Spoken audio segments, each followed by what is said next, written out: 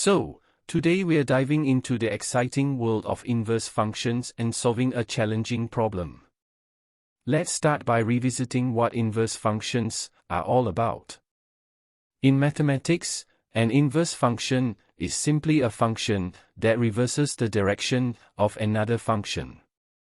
In other words, if f of x maps x to y, then the inverse function maps y back to x. Now, on to the problem at hand. We are tasked with finding the derivative of inverse of the function f at x equals 0. We know that it equals to 1 over f prime bracket f inverse of 0.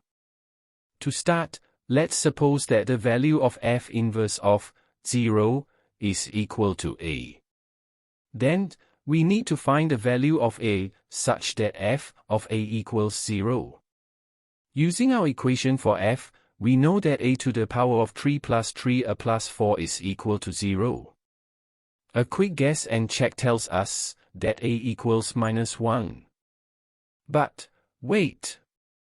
How do we know that the inverse function actually exists and that this value of a is unique?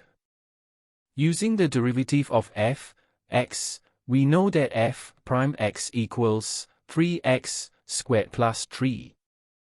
Note that it is always positive. As f is an increasing polynomial of degree 3, it must always have an inverse function. Plugging in x equals -1, we get f prime -1 is equal to 6. So, the derivative of f inverse at x equals -1 is 1 over 6.